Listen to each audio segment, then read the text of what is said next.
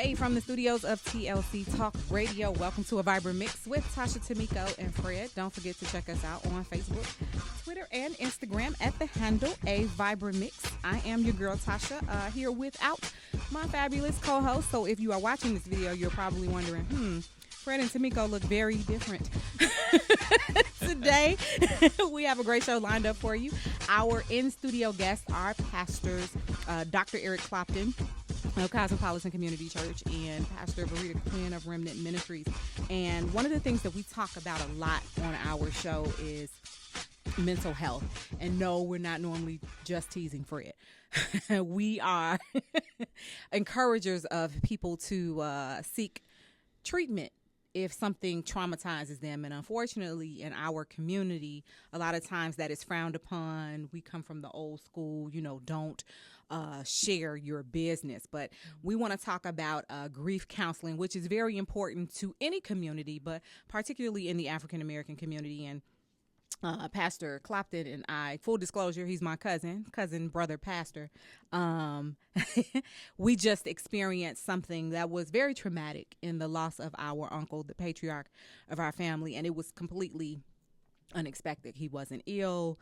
It was we saw him one week, and the next week we saw him in a different state. So again, welcome to the show, pastors. How y'all doing? We're doing wonderful. Good. Doing great. All right. I'm blessed and getting better.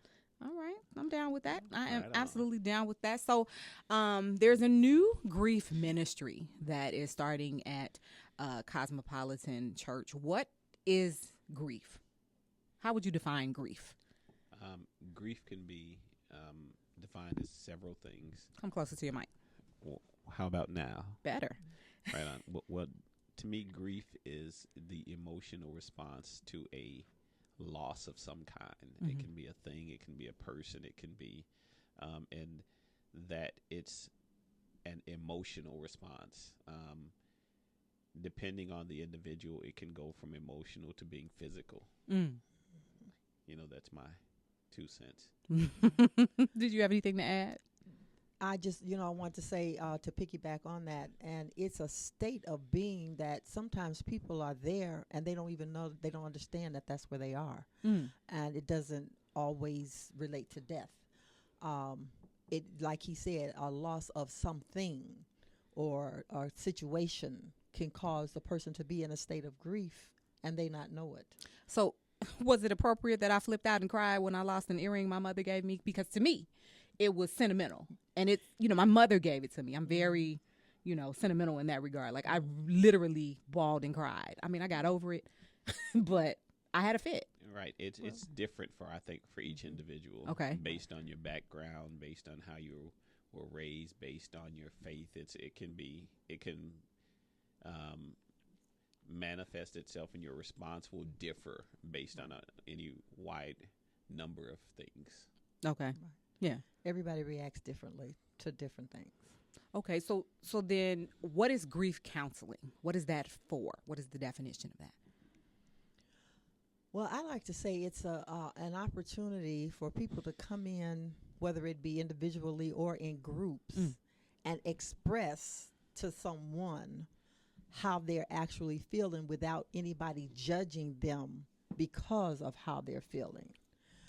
They need to be able to express themselves. However, if you want to sit down and boo-hoo and cry and just have somebody there with you, that's a process of going through grief. If you want to, some people break out in laughter. Mm-hmm. Some people get angry. So everybody's reaction is different, but there needs to be an outlet somewhere, either with somebody or something, in order for them to express that and not feel like they're being judged. What happens if there is no place for someone to go? So no one to talk to, what are some of the ways that this grief can manifest? Because I see it sometimes as displaced anger. Yeah. Well, what are some of the ways? Go ahead. Well, it's going to there's always some place to go, but it's whether or not that person wants to seek out. Okay. Or whether they recognize that some things. I was looking up and doing some basic study. I brought up my cheat notes. But some of the basic symptoms that somebody. I told you grief is an individual thing, but there are some common things that everyone may experience. You may feel physically drained. You can't sleep at night. You're forgetful or unable to think clearly. Right. You're noticeably a change in your appetite. Yeah. Physical stress such as chest pains, headaches, nausea. You stay extremely busy to avoid thinking about whatever you're grieving over. You may participate in harmful activities. So that can be a number of things depending on you eat, drink, watch television excessively. Senses or dreams about whatever you're grieving over. You know, and then you can become withdrawn, lonely, apathetic, and then you may find yourself frequently sighing and or crying. Those are like some general things. Yeah, right. And I experienced, you know, a myriad of this is not the Tasha Grief show, but it is, you know, considering how recent this has been for us as a family, all of those things happen. I know with Daddy, his appetite completely, he's just now really eating.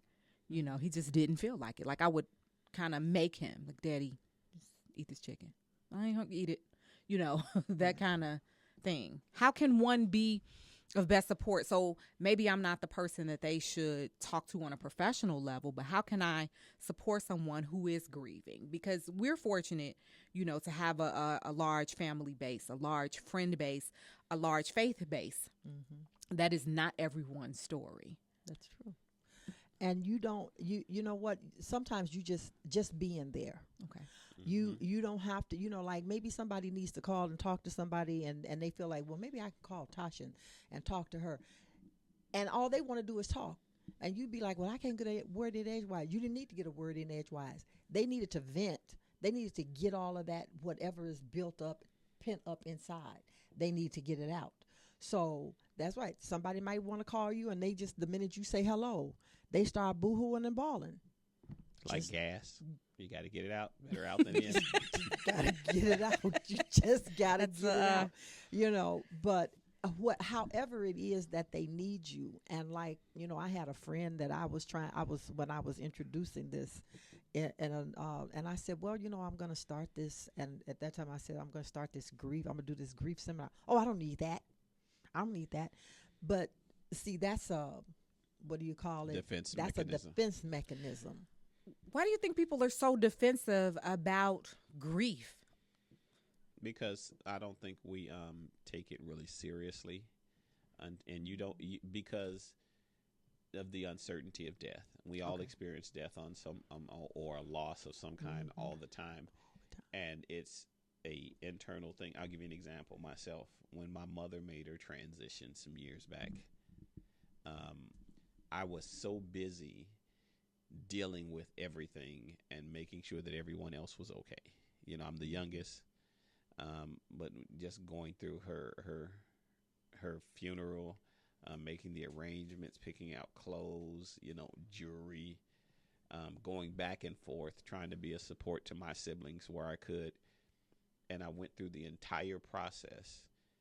I don't think that I shed tears until a year later. And I was at the funeral of someone that I didn't know. I was at one of my coworkers' husband's funeral. And I went to support. And, you know, all that time I'm thinking I'm okay, I'm fine. Right. And I'm getting there. Next, you know, I'm in the corner like, next, you know, I'm full stream all the way in. And people are looking like, he must have really cared about that guy. I had never seen this guy a day in my life. Didn't know him from Adam, you know. And I was like, wow, I didn't know. It had built up and all of a sudden it came out. Then it happened again that same year on Mother's Day. I'm driving home from work on 294. And they all of a sudden, they start playing all them Mama's Day songs. Wow. Sadie, all this stuff just back to back. Yeah. Shirley Caesar, I Remember Mama. And then all of a sudden it dawned on me, my mother is not here anymore. Yep. You know, and after those moments, I got it out and I was okay. but it had never really sank in that my mother was not here. And right now, I think it hits me now, for selfish reasons. Right around the holidays, I'm used to her cooking. I used to drop meals at her house, full meals, and then be able to pick it up later. Right. Here are all the ingredients. Thank you. Yeah. But it's a part of the process, and I often tell people, there's a process to this thing, and there is no time limit on it. And people can't tell you, oh, well, it's been 30 days, you ought to get over it. It's been 5 years, you ought to get over it. No, because just like Pastor was talking about how it hit him, I kind of went through the same thing when my mom, when our mom passed. I was just, like left church. We got the call at church and left church and went, and everybody else, like you said, everybody else, you just taking care of everybody else. You it's kind of almost gets to be robotic. You taking care of everybody else. You make sure everybody else is okay. And I want to say probably about 6-10 months in or something like that, I was in my spare room looking for something, and I picked up a dress that my mother had given me. And I just lost it. I just lost it. And I was like, wow. And then me and my sisters were talking this past Mother's Day, and it seemed like we were all having a rough time this past Mother's Day for some particular reason.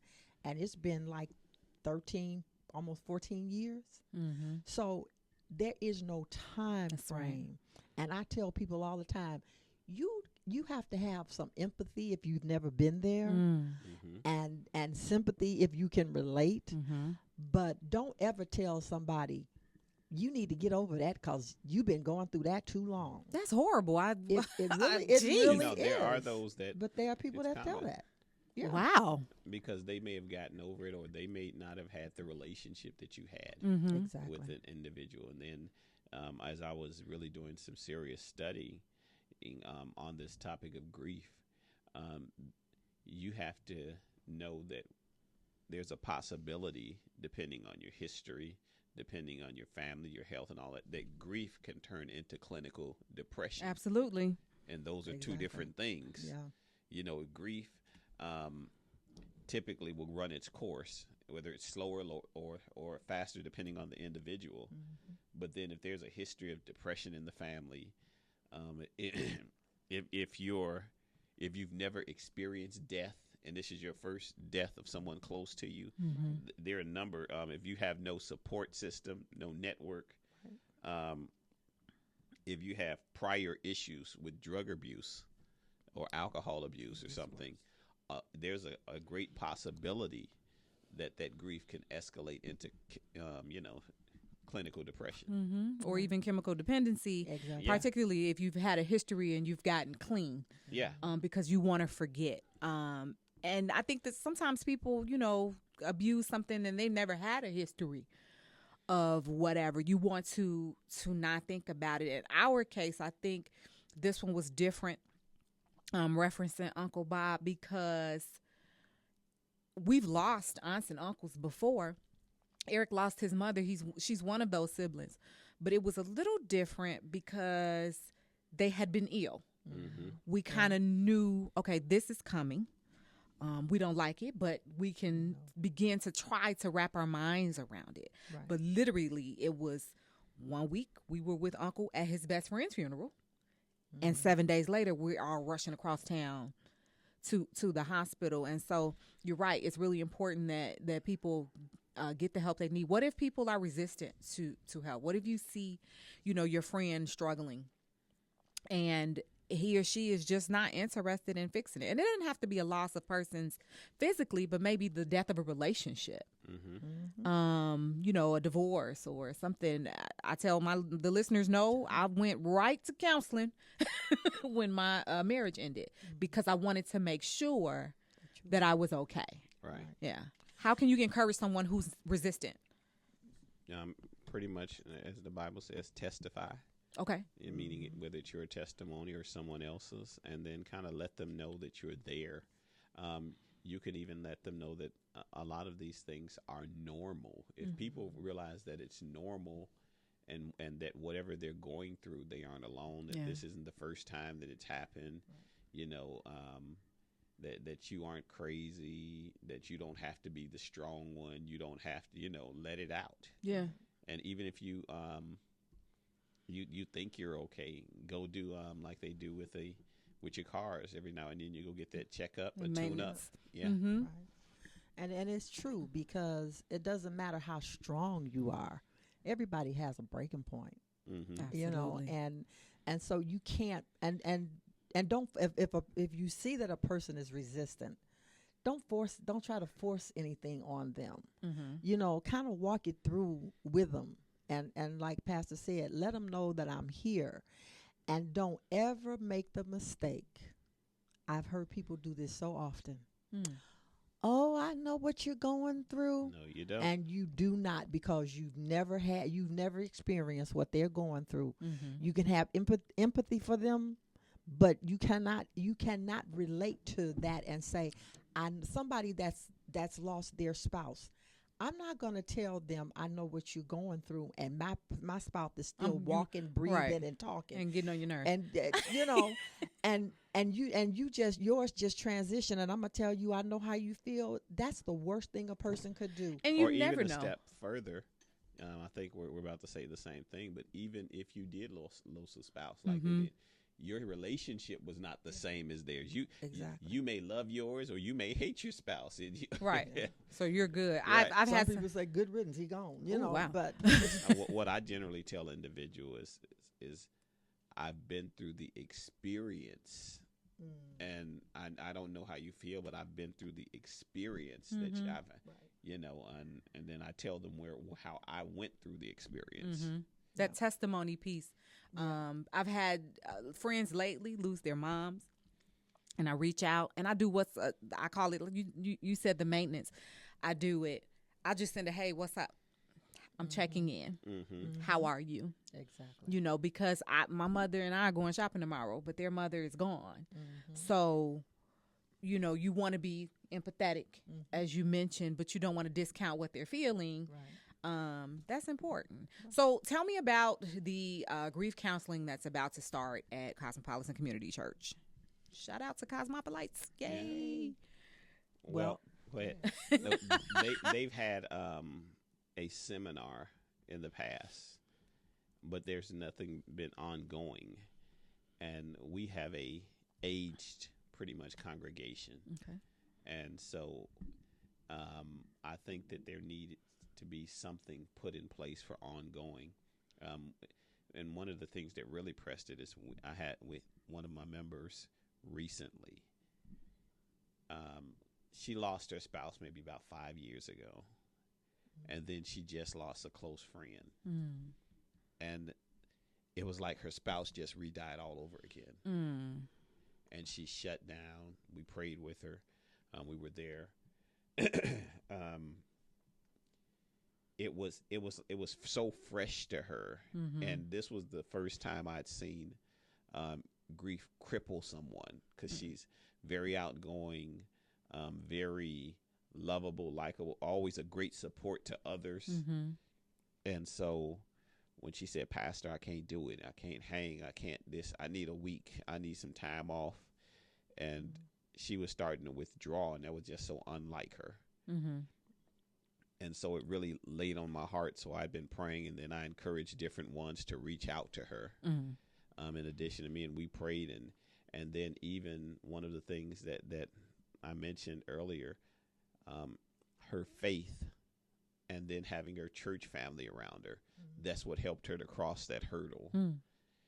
And she said, I'm back, Pastor.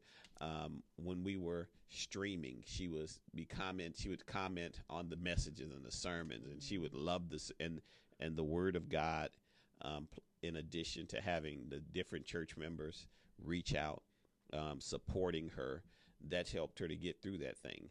Now, my thing, I want to have something in place so that she'll have some coping tools before she needs them. Because who's to say if someone else should transition or something else should happen, that she won't fall back into that thing. And not just her, there are others. So we were talking about it. I had been invited to a group session for caregivers, and I didn't even realize that I really fit that category because my husband had been sick.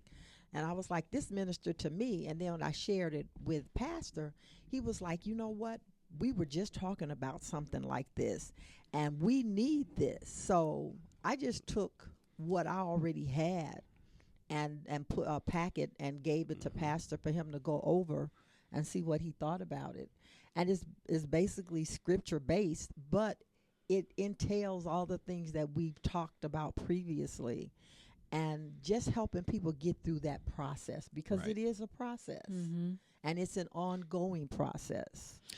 Grief hits in waves. It I would does. find myself going, and because this is the most fresh experience, that's why I'm kind of referencing this most recent thing. But much like Eric was saying, when Auntie Dottie died, his mom, he was busy.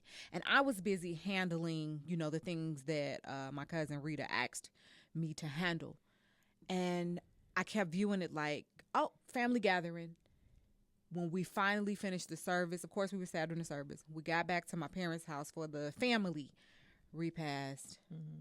And then we were sitting around. We were sitting outside. And I looked around, and Uncle wasn't there. Out of all of these men, he was, and I lost it. But, now I'm trying not to set Daddy off.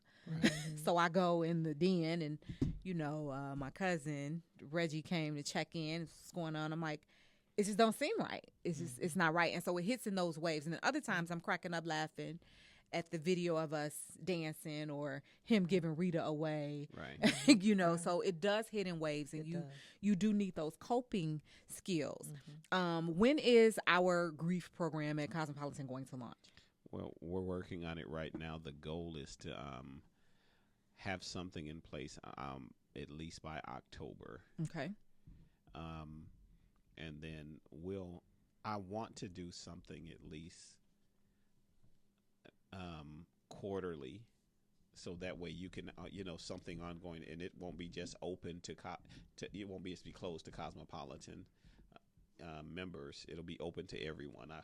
I want us to be a blessing to our surrounding community, whoever you are. Right. And one thing about grief and the sense of loss that I've learned, and this is one of the things I tell people personally when I counsel and reference scriptures, is that don't expect it to ever end. It just gets easier. It never goes away. Yeah. Right. And I think because some people may go into it thinking eventually I'll reach a point where it doesn't hurt anymore. No, it just doesn't hurt as much. Right. Yeah. Yeah. Yeah, and that's true. It doesn't. And that was something I was thinking about on the way over here, is that it's a part of the process, but the process just gets easier, not that the process ends. And, you can, like you said, it does. It's like a roller coaster, and it's okay. People think, well, what's wrong with me? I was doing fine. And then all of a sudden, but it's okay. It's part of the process. And you never know how it's going to come. Like I said, you might cry today, laugh tomorrow. You might get mad next week. You might be outside. You want to just, all of a sudden you find yourself, you want to throw something. That's actually advice I gave to a friend who lost her daughter. And I posted about dreaming about my late brother. And so she saw that, and she reached out to me privately and said, how did you get past it? I said, I didn't. I deal with it. I said, when I dreamed about him that day, that night, that morning, whatever it was, it brought it all back fresh. I said, but if you need to scream, cry, throw stuff, possibly not hit anybody, but channel that energy into something. For her, she has a business. I recommended that she name one of her product lines after her daughter. How important is channeling that energy? Because you don't want to be so busy that you don't deal with the process. But how healthy, or is it healthy to channel that energy into something productive? It is. I can give you something how I've noticed that the Cloptons as a whole handle grief. Okay. Humor. I'm sure that the No. the ICU unit thought we were crazy. I mean, we have a good time. We're grieving now, and it's deep grieving, but we handle it with humor. We go in with one another. We look at instances. I'll give you an example. So this had to be one of the funniest ones. So one of my uncles had made his transition. And so we had my uncle Buster, who was blind. And so we were all at the funeral home. And you know how they do the final review? Mm-hmm. Well, this funeral home, all of my mother's siblings were on the front row. And they brought the casket to the front. No, they didn't. They didn't take the casket to the front row. They took each individual up to the casket one at a time. Okay. So they're going down the line. And all of a sudden, my brother, his head is down, and his shoulders are just going because he's on the side of me. And I look at it, and I'm thinking, well, he's really hurt at this moment because it's the final review, and tears are coming down. And then my other brother started doing the same thing. I'm like, oh, it's really getting bad. And then we like, what's wrong? And they pointed up there, and we saw they were getting to my blind uncle, and they took him up there, and he's pretending he could see his dead sibling. He stood there like he knew what he was doing. He was being funny. And then after he got all over, he was like, yeah. The funeral director really thought he could see. Wow. But we all lost it, and we after at the repast, we're laughing all about it. We're going in on it. That's one instance. Another instance was we were at I think one of my aunt's funerals, and my two brothers were sitting down, and I walk up and they're like, "No, you can't sit over here with us." I'm like, they're like, "No, you can't sit over here with us." It's like, and then my other brother, like, "You gotta let him sit down. This funeral be dead without him." And then the lady who's sitting in the front of us turned around. "Y'all must be Dottie's boys." In our family, we deal with grief through humor, and it alleviates. It helps. Yeah. It's various ways now. Like one of the things that our family started to do, we were getting together because it's something that we did often with my mom. We would have family gatherings at each other's houses. Well, 2 years ago, we decided, my sister brought this idea, and she said, why don't we had a conference call. She said, why don't we do something in honor of Medea? We're like, okay, well, my mother loved to travel. So what do? We started every 2 years, we picked some place abroad. They went to the first year, 2 years ago, they went to Puerto Vallarta. This year, we went to Cabo San Lucas. And then we sit around, and like they had a reception for us, and so we sit around and reminisce. Mm-hmm. and laugh and talk, and like you said, because my mother used to do things. My mother used to sit around. We used to sit around at night, and she used to tell us stories about the South that was scared by death. Didn't nobody want to go to bed. Right. Talk about all of the stuff that used to come out. And so we reminisce and stuff like that. And it, we laugh. Sometimes we cry, but it's all a good way of expressing how we feel and, and what we think. So everybody can come up with something creative to do, for as far as expressing that. So that way, when you're talking about how people react, it won't come out in the wrong way at the wrong time against the wrong person who has nothing to do with it, has no idea what's wrong with you. Exactly. And I think that's a good place to end. We talked about the different stages, the ways we can cope, and that one is really good to channel it into something productive that gives you an opportunity to reminisce. Give us the contact information for Cosmopolitan. Clearly, I know it, but Pastor Eric?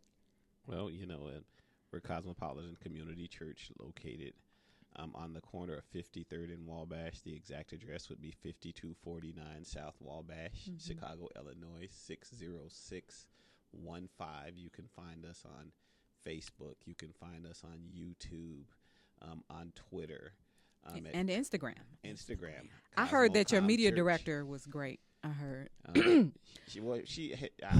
As much as I want to cut her, she is outstanding and phenomenal. I am just amazed. Yes, we love her. You know, I give her accolades behind her back all the time. I couldn't tell her to her face. It might go to her head or something. Clearly, I'm the media people director. in California love her too. Yeah, all right. Bless the Lord. I mean, when I look at what, and this is all her, but when I look at what we produce and what's the product that's put out, and I compare to some of the things that I see on television by various other churches and so-called ministries, I'm godly proud of what God is doing through our media ministry at Cosmopolitan. Indeed. I'm down with that. Go Jesus. Yes.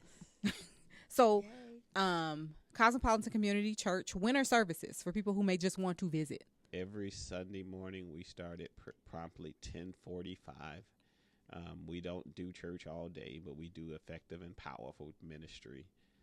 We have youth church, which happens every second and fourth Sunday, same time that our regular service is going on, beginning at 10:45. And then we have Bible studies, 2 on Wednesdays, one from 10 a.m. to 11 a.m.